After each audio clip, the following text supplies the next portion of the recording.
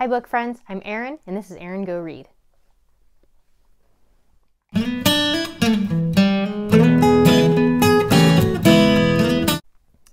This is my February wrap-up, part 2. In the month of February, I read a total of 10 books. The first 6 books I did in a wrap-up February. I did in an earlier wrap-up, February wrap-up, part 1. In total, let's see, I did 3, 4. So 4 of those 10 books were done via audiobook. Some of them I have the physical book, and so it was partially the physical book, but mostly audio. And there's 1 library book in there. The rest of those books came off of my physical shelf. Editing Erin here. As I was editing this video, I realized that the whole section where I'm talking about the books that I had previously wrapped up in February wrap-up part 1, I didn't have my handy dandy microphone on me, and the sound is really terrible and inconsistent. So I'm going to really quickly just basically list the first 6 books that I read in February, which you can get more detail in the linked February wrap-up part 1. The first book I don't have a physical copy of, and that was James Baldwin's Giovanni's Room. I listened to that via audiobook from the Libby app from my library. Won't be the last James Baldwin I read, and I'm really excited to have dipped my toe in the literary pool that is James Baldwin. Next up, mostly on audiobook, but I finish it up in physical form, and that is Jane Harper's The Force of Nature. This is book 2 in the Erin Falk series, and I am very much still enjoying this series. Also mostly audiobook, but I use a physical book kind of as a reference from time to time. That is Kate Atkinson's Life After Life. I have a few other Kate Atkinsons, including the companion book to this, A God in Ruins, and so I'm looking forward to get into that in the future. A library book, a physical library book that I have is Mourning by Eduardo Halfon. Eduardo Halfon is Guatemalan, and this is translated from the Spanish. My husband and I finished Pierce Brown's Golden Sun. This is book 2 in the Red Rising trilogy. We are now on book 3, Morning Star. And last but not least, one of my favorites so far of the year is The Night Tiger, The Night Tiger by Yangsze Choo. This was my February book of the month, my January book of the month choice. So those were the first 6 books I read, and again, you can get more detailed my thoughts in more detail in the February wrap-up part 1. Back to your regular scheduled programming. The first book I'm going to mention I listened to on audiobook on February 28th. Dog hair on my tongue. That is Elizabeth Acevedo's The Poet X. I was a little dubious going into this one. It is a novel written in verse. I wasn't sure how this was going to go. It's also YA. Not so sure about YA most of the time, but it was on the Blackathon. It was the group read for the Blackathon, readathon for Black History Month, and so I wanted to give it a shot. It won I think the National Book Award in 2017, and it is very deserving. I really did not expect to enjoy this book and identify with it as much as I did. So Chimamanda, our main character, is first-generation American. From Dominican Republic. Her family is from the Dominican Republic, and she is dealing with a lot of things that typical teens are dealing with. Her mother is very devoutly Catholic, and Chimamanda is not. She's questioning her faith and is kind of going through the motions. Through the course of the novel, she's attending a confirmation class. So her lack of devoutness is a stumbling block in the relationship between her and her mother. She is a teenage girl. I don't know if it specifically states her age, but I got the impression she's around 15. And her body is developing, and she certainly has the attention of the male gaze, and it is unwanted and uncomfortable for her, and so that is a big part of the narrative.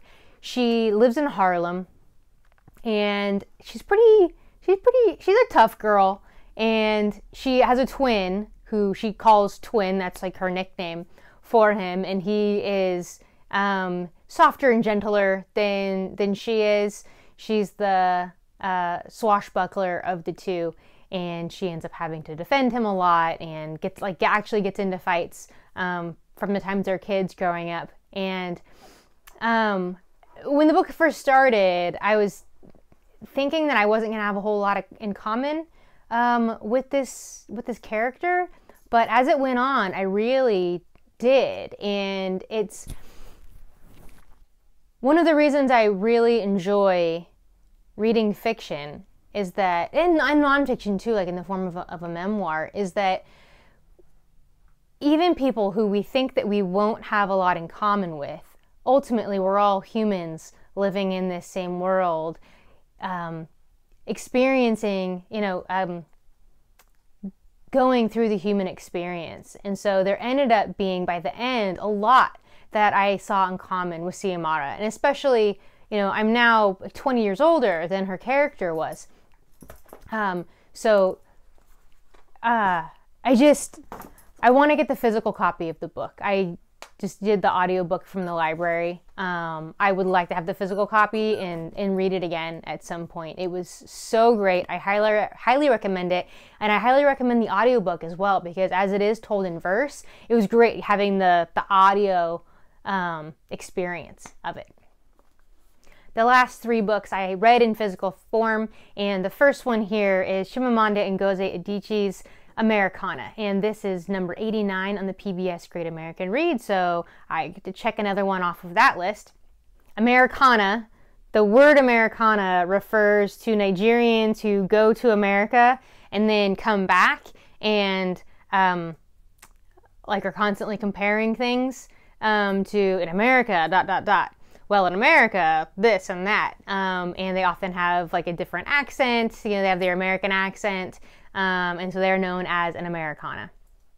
So this follows the story of Efemoyu and Obins, who are in love, and then due to circumstances beyond their control, they don't get to go to college together. She goes to the United States, and he goes to England for college, and then it follows their kind of individual lives, and then how they do intermingle, how often they do, how infrequently they do, and in what capacity.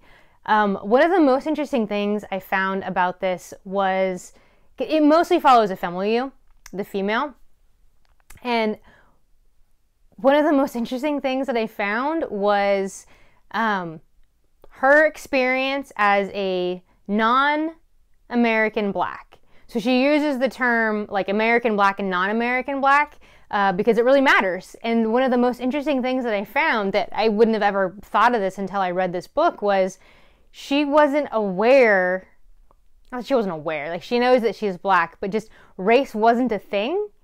In Nigeria, everyone was Black, and so like if everyone's Black, no one's Black, kind of.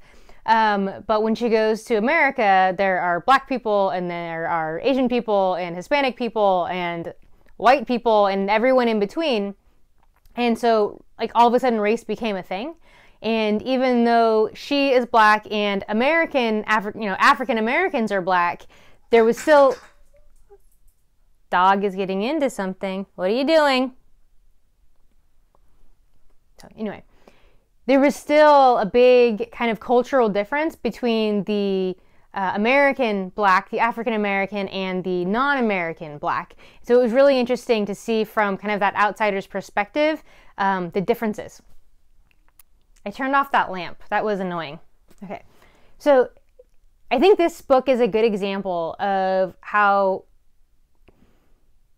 the same book is a different book to each person. So based on your life experience, your culture, where you come from, the reading of a book is going to be experienced differently from person to person. So it would be really fascinating, I think, to hear from a Nigerian reading this book, an American Black reading this book. Because I, as a white American, I'm sure had a very different reading of this book than an African-American woman would. So this was great. I am looking forward to reading more. I think Half a Yellow Sun. Half of a Yellow Sun is another book of hers. I know she has many more, so I will certainly be picking up more Chimamanda Ngozi Adichie. So let's lighten it up now with some fantasy, and how about some fighting nuns? That's right. Red Sister by Mark Lawrence is a fantasy book told in it's like extreme climate change has happened, and the earth is basically frozen from the North Pole down and the South Pole up, and there's only a thin band of like livable earth left in which people can actually inhabit. And speaking of habit, our main character ends up at a convent where there are different types of nuns. So some are going to be like the spiritual nuns, and some are going to be fighting nuns. And there's like these four different types of kind of blood that can be running in each person, and depending on like the mix of them, you're going to have certain skills over someone who has a different mix. And so Nona is our main character, and she let's see. So she ends up at this convent, and you get a little bit of like the boarding school kind of vibe where she's with her girlfriends and they're going to classes and stuff like that. And so I like that element. And then there's the larger backdrop of what's going on in the larger political landscape. And it was just so much fun. I can't wait. The next one is Gray Sister, and then I think Holy Sister. And I think there's more after that. I'm not sure if they've been published yet or not, but Codie from Codie's Book Corner, I think. I'll link it down below. She really got me onto this from watching her reviews and her talking about it, and I think this is one of her favorite series. So, and this is an amazing cover. This is the UK cover. You can find that at bookdepository.com. And I just really enjoyed reading this, and I can't wait for more. My final read of February is Beloved by Toni Morrison. I was literally reading this like all day on the 28th, trying to get it finished. It took me a little bit to get into this. And when I started, I just kind of felt like, I don't know if I'm smart enough or deep enough to really get this. And I still feel a little bit like that, but I can certainly see how rereads in the future will deepen the overall experience. But once I really got into the book and gave it the time that it was due, it's so deep. This is about a family in Ohio who had formerly been slaves. And they had escaped slavery, come across the Ohio River, and the mother-in-law of, what's her name? The mother-in-law of Setha had a house, and Setha is able to come across the river, get her kids across the river into this house to safety. And it's now years after that has happened, and there's a ghost, and we don't know what's going on with the ghost. And then a man comes. He was a former slave that Setha had known at the plantation, and he comes and drives away the ghost, and now the ghost is gone. And then the story just starts to kind of unravel, and you get more of the history. And one of the most profound things that I got from this, I mean, it's a great story, well told, but the most impactful thing I had on this is going to sound stupid, but obviously slavery is bad. I don't think anyone would deny that. But certain passages in this gave a gravity to the treatment of slaves and what the life of a slave would be in a way that I had just never thought of before. And it's really sad that I am 35 years old and I'm just now kind of having that realization. but it was an excellent book, and I can certainly see rereading this in the future and more of Toni Morrison's books as well. Oh, side note, this is number 60 on the PBS Great American Read list. So I did 2 books this month on the PBS Great American Read have been checked off. So that was my reading month for February, minus the Poet X. These are the last 3 books that I read in February. I'm off to a good start in March. I hope you are too. See you around the tubes.